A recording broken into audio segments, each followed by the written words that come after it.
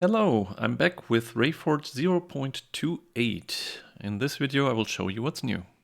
The app now fully supports arcs. This starts with the importers and ends with generating G-code. So both the SVG and the DXF importers now fully support arc import. So they preserve any Bezier or arcs that are specified in the SVG and include that in the internal geometry, whereas previously when you imported, the arcs were already converted to lines. But now this is preserved. Then at the next step, these arcs are also used to generate the output. I can show you also that in the G-code view here. Move this over here. There should be G2 commands. These are arcs, and somewhere probably also G3 arcs. These are arcs in a different direction.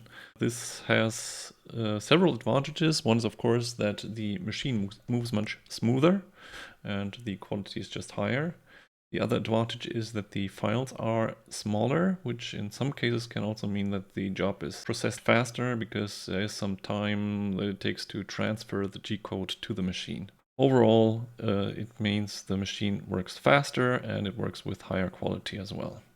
Note that you can also define the sampling quality. You can configure that in the machine settings. Under the advanced settings, here you now have the arc tolerance setting. Note that the smaller, the better the quality, but also the processing time goes up exponentially. So if you go too small, you will probably have to wait hours if it's a very complex geometry. For a small object like the one I'm showing here, it doesn't really matter much. You can go to 0.01 easily or even smaller. But if you load something that has tons and tons of vectors, you will see the difference in processing time. The biggest new feature is the support for work coordinate systems. This was a ton of work. It was really hard, but it works fine. Also thanks to Mosius, who has been debugging this for a long time or reporting bugs. Let me show you how it works. You can see here in the panel, there is a new drop-down that lets you select different coordinate systems. By default in GRBL, it's G54, that is the normal coordinate system. And if you select this, then you can switch to different 0 points. And you see here on the canvas, the green marker marks where the 0 point of this coordinate system is of the selected one. You can, of course, also change this. To that, you go into the jog dialog. And here also you see the selected working coordinate system. Then you can click on Edit. And there you can change where this is. Change this, for example, to 20 and 20. And as soon as you click Save, you can see that the marker on the canvas here moved to the new 0 position.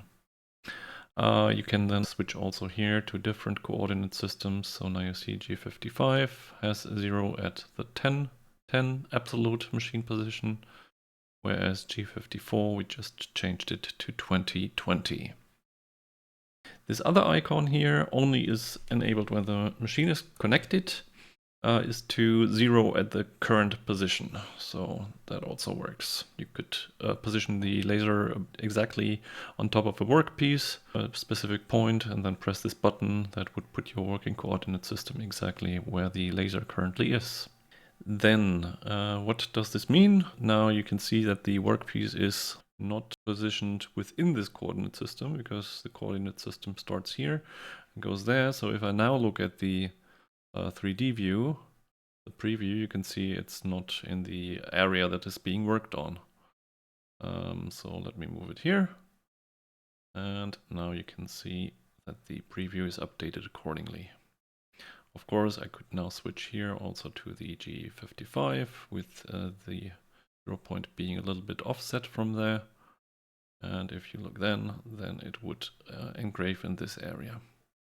One thing to note is that while you can set and edit the coordinate system positions while being disconnected, the moment you connect to the machine, the settings are synchronized from the machine to the app.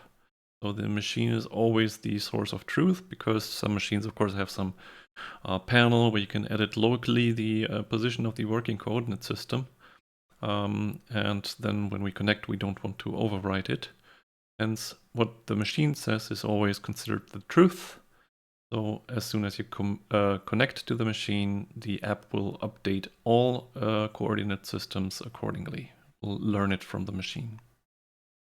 If you are connected to the machine and edit the coordinate systems, then the change is directly written to the machine. The next big new feature is support for packages. Packages are basically like plugins or add-ons that you can install that are not provided by Rayforge. They may be from third-party developers. So to go to the package manager, you go to edit and then settings, and there you see the package manager here at the bottom. Clicking that, you can see that I already installed one. This is just a test package, but let me uninstall it so I can show you how to install something. Click on install new packages, and then you see the package list. This is stored online in a Git repository that you can find on GitHub if you want, but you can just click on install here, and then it's automatically downloaded and installed. You can upgrade in the exact same way. If there is an update available, you will see an update button instead. For now, we only have this test package, so there are no actual packages available yet. But if you are a developer and want to develop some extension, then you can do that now. Packages can contain code or functionality if you want, but they can also just contain, for example, materials or recipes, so you can have packages that provide only some data if you want. You can check the homepage for documentation. In this release, the sketcher was again extended a little bit by some new functionality. So for one, you now have the rectangle tool and the rounded rectangle tool. Let me show you how it works. Let's choose a rounded rectangle. Then you click once, you click twice, and that's it.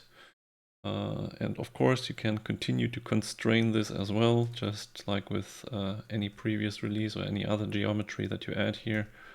I added a symmetry here. I can double click this to make the radius 5 and so on.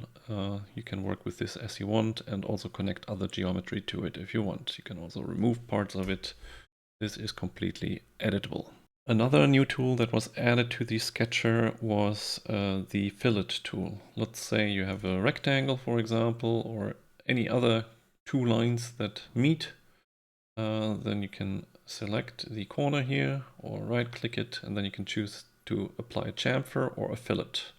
Let's try a fillet, then this is rounded, and here let's try a chamfer.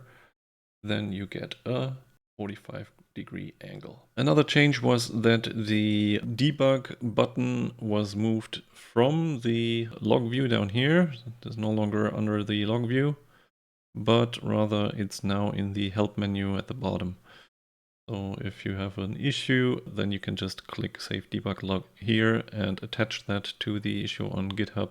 That will help us find the root cause of the problem.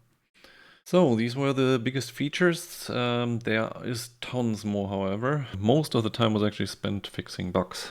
So this release should be much more stable than any previous release.